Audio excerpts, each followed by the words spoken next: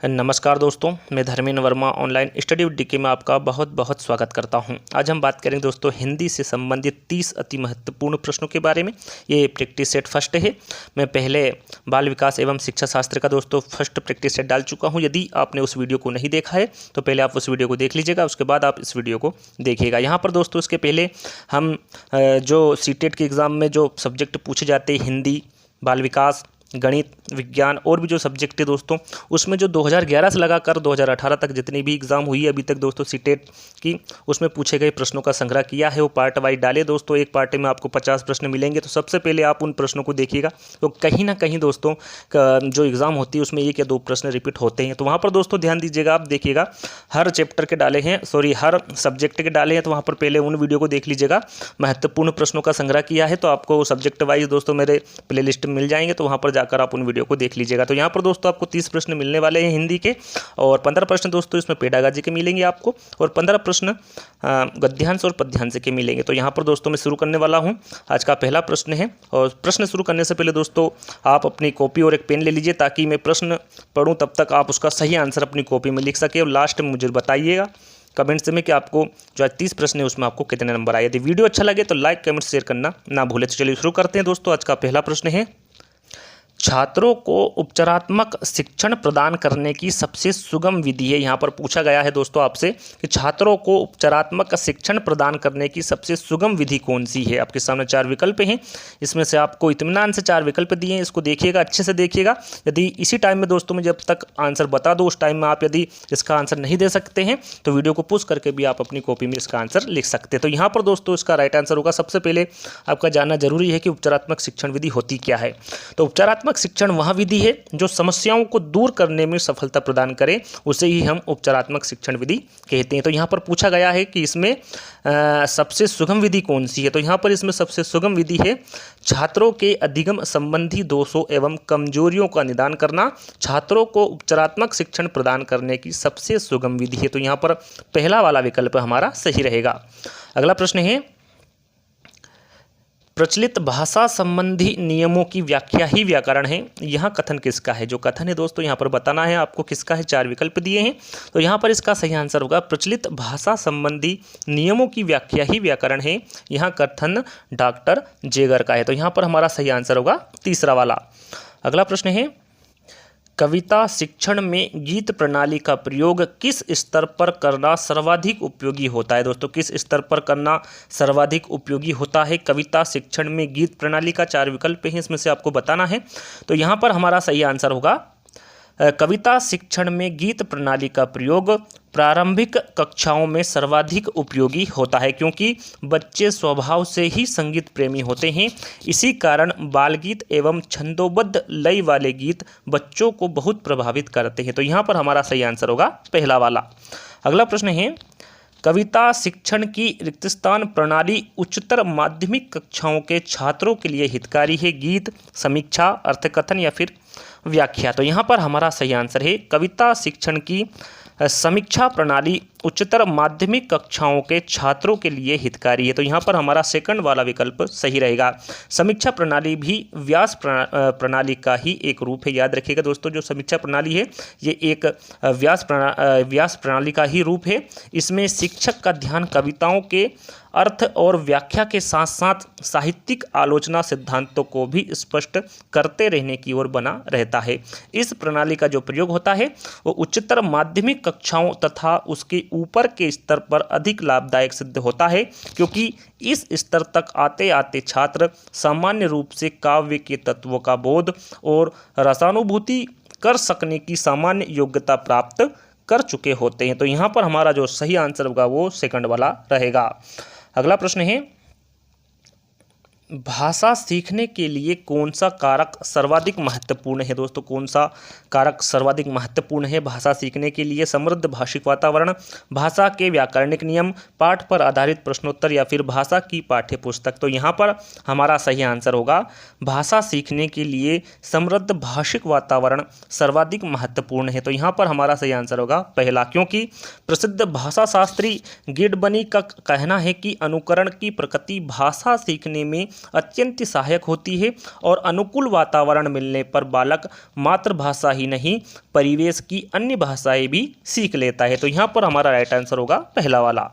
अगला प्रश्न है, दृष्टिबाधित बच्चों को भाषा सिखाते समय अधिक से अधिक मौखिक भाषा का प्रयोग करना चाहिए। उन्हें कक्षा में अलग बैठाना चाहिए ताकि उन पर विशेष ध्यान दिया जा सके।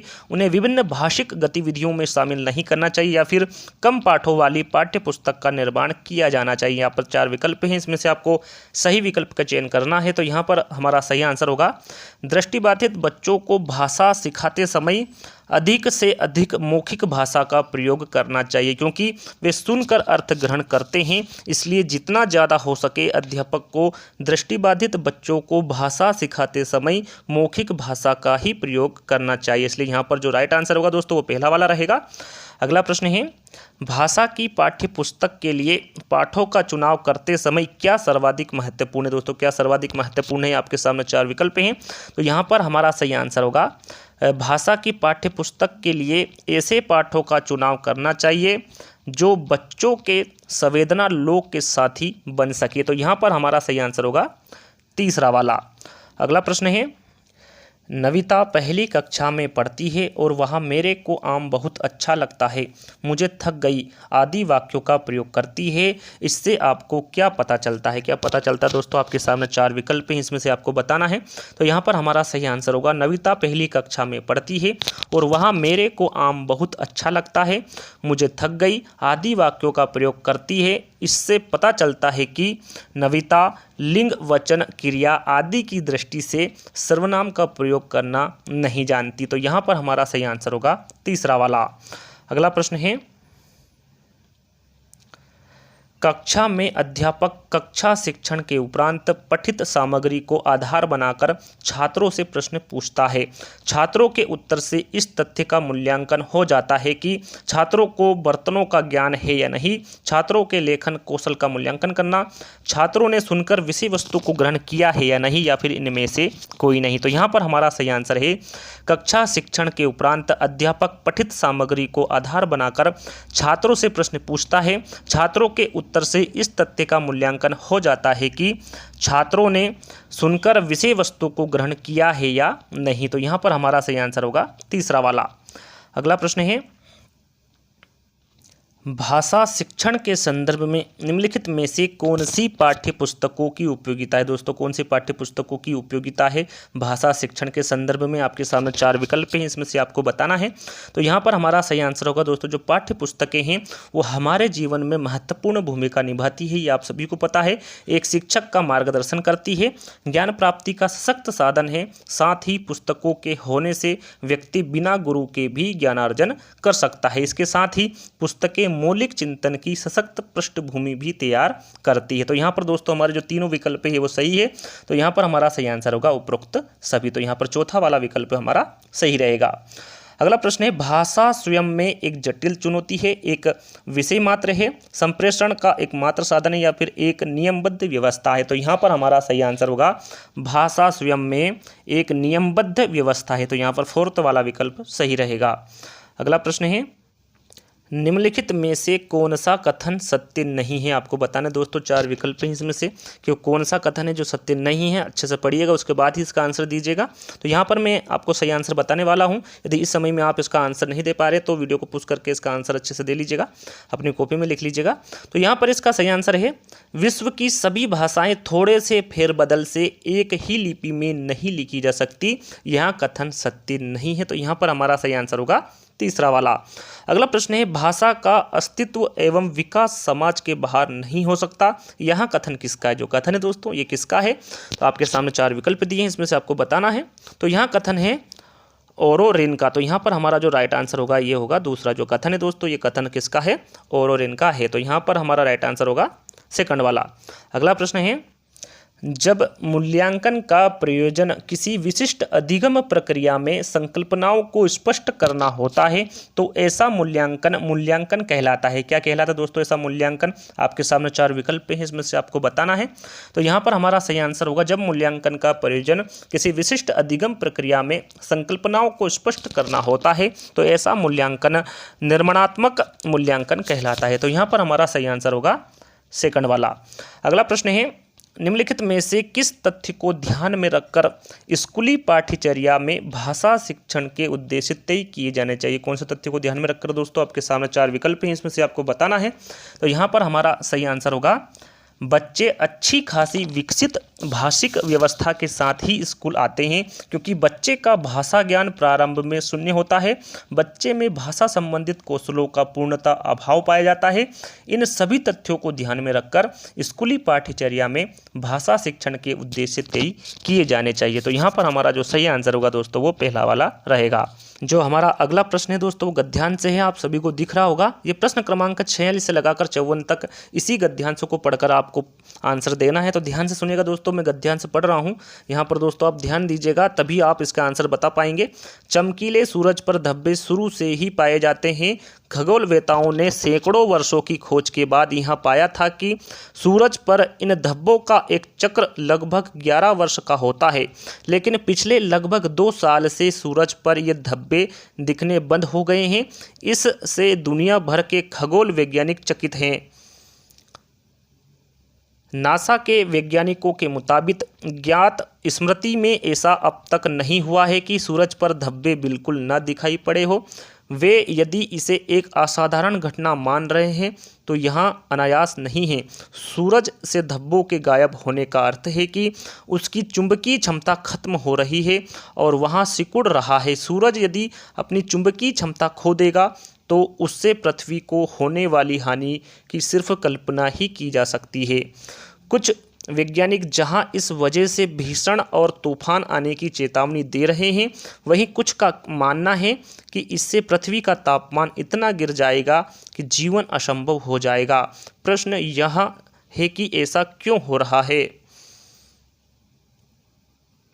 नासा के वैज्ञानिक डेविड हैथवे और उनकी टीम ने अध्ययन के बाद पाया कि गैस के जो 2 बेल्ट सूरज की परिक्रमा करते हैं, हाल के वर्षों में उनमें से एक की गति तेज हो गई है।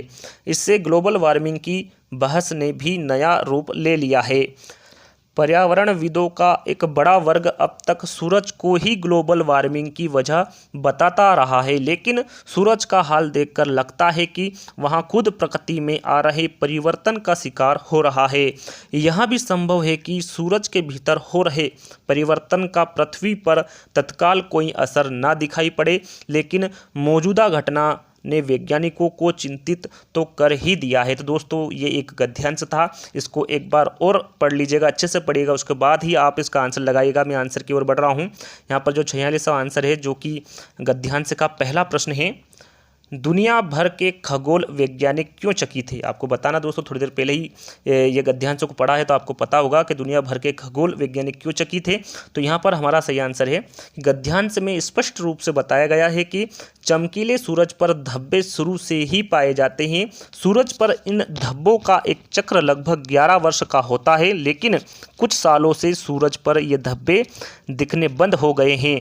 इसी से दुनिया भर के खगोल वैज्ञानिक चकित थे। तो यहाँ पर हमारा सही जो आंसर होगा वो तीसरा वाला रहेगा। 2 साल से सूरज पर स्थित धब्बे दिखने बंद होने से दुनिया भर के खगोल वैज्ञानिक चकित थे। तो यहाँ पर हमारा तीसरा वाला विकल्प सही रहेगा। अगला प्रश्न है, इस गद्यांश में लेखक ने किसका वर्णन करना चाहा है? किसका वर्णन करना चाहा दोस्तों? इस गद्यांश में 4 विकल्प हैं, इसमें से आपको बताना है। तो यहाँ पर हमारा सही आंसर है, प्रस्तुत गद्यांश में लेखक ने सूरज में हो रहे परिवर्तनों का वर्णन करना चाहा है।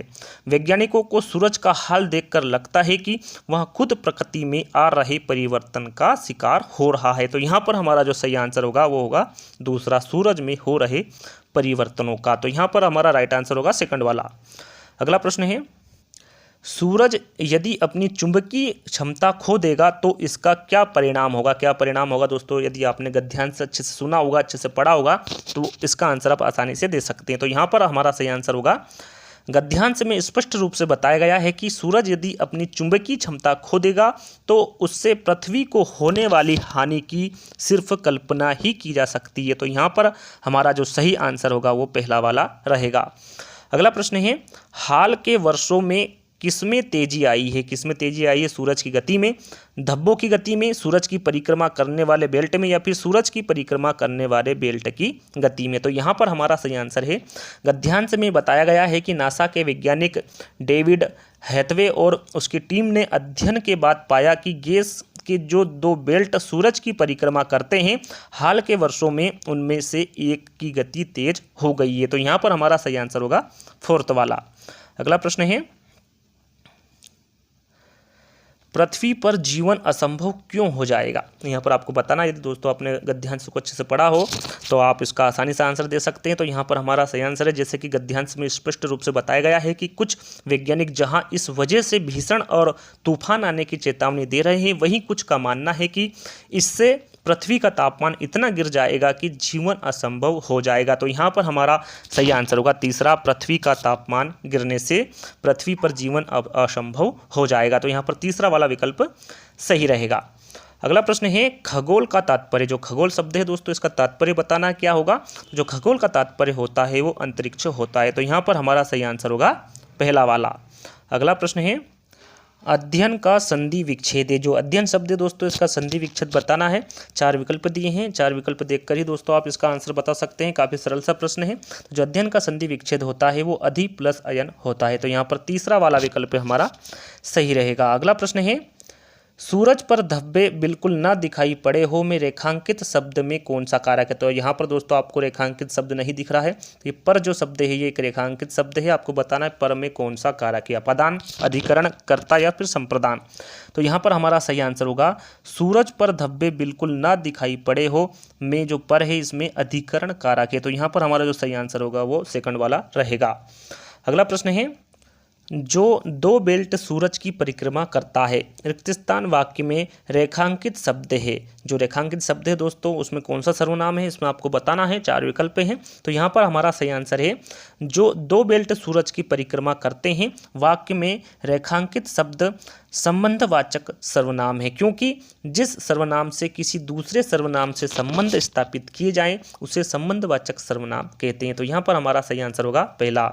अगला प्रश्न है, निम्नलिखित कविता की पंक्तियों को पढ़कर दिए गए प्रश्नों को उत्तर दीजिए। दोस्तों आपको ये कविता की पंक्तियां दिखाई दे रही है, इनको पढ़कर ही आंसर देना है। प्रश्न क्रमांक 55 से लेकर 60 तक इसी कविताओं की पंक्तियों को पढ़कर आपको आंसर देना है। तो अच्छे से पढ़िएगा, मैं आपको सुना देता हूँ, उसके बाद एक बार फिर इसको पढ़ लीजिएगा।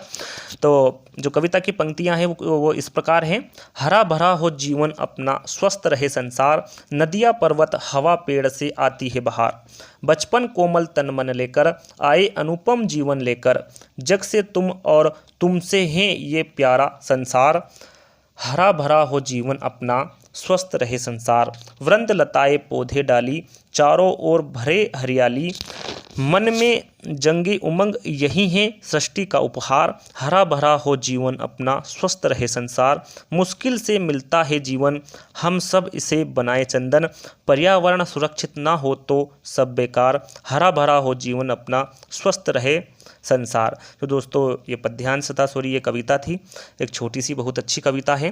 तो यहाँ पर एक बार और पढ़ लीजिएगा दोस्तों, इसी में से आपको आंसर देना है। तो यहाँ पर जो कविता है उसमें जो पहला प्रश्न निकल के आता है, हरा भरा जीवन का अर्थ है। यहाँ पर आपको बताना है कि जो हरा भरा है, हरा भरा जीवन का अर्थ क्या है? खुशियों से परिपूर्ण जीवन, पेड़ पौधों से घिरा जीवन, हरे रंगों से भरा जीवन, या फिर हरियाली युक्त जीवन। तो यहाँ पर हमारा सही आंसर है, कविता की पंक्तियों में स्पष्ट रूप से बताया गया है कि खुशियों से परिपूर्ण जीवन ही हरा भरा जीवन का अर्थ है। तो यहाँ पर हमारा सही आंसर होगा पहला वाला। अगला प्रश्न है, कौन सी चीज़ें बाहर लेकर आती है? अभी थोड़ी देर पहले दोस्तों मैंने कविता पढ़कर सुनाई, आपको मैंने बताया था कि एक बार और इस कविता को सुन लीजिएगा अच्छे से, ताकि आप आसानी से इसका आंसर दे सके। तो यहाँ पर आपसे पूछा गया है कि कौन सी चीज़ें बाहर लेकर आती है? पेड़ों की हवा, नदियों की आवाज़, पहाड़ों की चोटियाँ, या फिर समस्त प्राकृतिक उपादान। तो यहाँ पर इसका सही आंसर है, कविता की जो पंक्ति थी, नदियाँ पर्वत हवा पेड़ से आती है बहार, से स्पष्ट है कि समस्त प्राकृतिक उपादान बाहर लेकर आती है। तो यहाँ पर हमारा सही आंसर होगा 4th वाला। अगला प्रश्न है, कवि ने सृष्टि का उपहार किसे कहा है? किसे कहा है दोस्तों कवि ने सृष्टि का उपहार? आपके सामने 4 विकल्प हैं, इसमें से आपको बताना है। तो यहाँ पर हमारा सही आंसर होगा प्राकृतिक सुंदरता और उससे उत्पन्न होने वाली खुशी को कवि ने सृष्टि का उपहार कहा है। तो यहाँ पर हमारा सही आंसर होगा 4th वाला। अगला प्रश्न है, कवि यह संदेश देना चाहता है कि कवि जो है दोस्तों क्या संदेश देना चाहता है? चंदन के पेड़ लगाने चाहिए, जीवन में सब बेकार है, पर्यावरण संरक्षण में ही जीवन संभव है, या फिर प्रकृति में पेड़ पौधे नदियाँ पर्वत शामिल है। तो यहाँ पर बताना दोस्तों कवि यहाँ संदेश देना चाहता है कि कौन सा संदेश देना चाहता है? तो कविता के माध्यम से कवि यहाँ संदेश देना चाहता है कि यदि पर्यावरण है तो व्यक्ति का जीवन है, इसलिए हमें पेड़ पौधों की रक्षा करनी चाहिए, इन्हें काटना नहीं चाहिए। तो यहाँ पर हमारा सही आंसर होगा कवि यह संदेश देना चाहता है कि पर्यावरण संरक्षण में ही जीवन संभव है। तो यहाँ पर 3rd वाला विकल्प सही रहेगा। अगला प्रश्न है, जग से तुम और तुमसे है ये प्यारा संसार पंक्ति के माध्यम से कवि कहना चाहता है कि क्या कहना चाहता है दोस्तों कवि? आपके सामने 4 विकल्प हैं, इसमें से आपको सही विकल्प का चयन करना है। तो यहाँ पर हमारा सही आंसर होगा जग से तुम और तुमसे है ये प्यारा संसार पंक्ति के माध्यम से कवि कहना चाहता है कि व्यक्ति और संसार दोनों का अस्तित्व एक दूसरे पर निर्भर करता है। तो यहाँ पर हमारा सही आंसर होगा 2रा वाला। अगला प्रश्न है, अनुपम से अभिप्राय है। जो अनुपम है दोस्तों इससे क्या अभिप्राय है? जिसकी उपमा ना दी जा सके, सुखद, आनंद या फिर मनोहारी। तो यहाँ पर हमारा सही आंसर है जो अनुपम से अभिप्राय होता है जिसकी उपमा ना दी जा सके। तो यहाँ पर हमारा सही आंसर होगा पहला। तो दोस्तों यहाँ पर हिंदी के 30 प्रश्न यहीं पर समाप्त होते हैं, जिसमें आपको 15 प्रश्न हिंदी पेडागोजी के मिले और 15 प्रश्न गद्यांश और एक कविता के माध्यम से आपको 15 प्रश्न यहाँ पर मिले। तो ये दोस्तों यहाँ पर आपको कमेंट्स में बताना है कि आज के 30 प्रश्न आपको कैसे लगे, आज के आपके 30 प्रश्न में से आपको कितने नंबर आए। यदि वीडियो अच्छा लगे तो लाइक कमेंट शेयर करना ना भूलें, और यदि इसका प्रैक्टिस सेट सेकंड चाहिए तो कमेंट्स में जरूर बताइएगा। मैं इसका सेकंड पार्ट भी दोस्तों जल्दी बना दूंगा जो प्रैक्टिस सेट सेकंड रहेगा। तो आज के लिए बस इतना ही दोस्तों, आज के लिए बस इतना ही। धन्यवाद।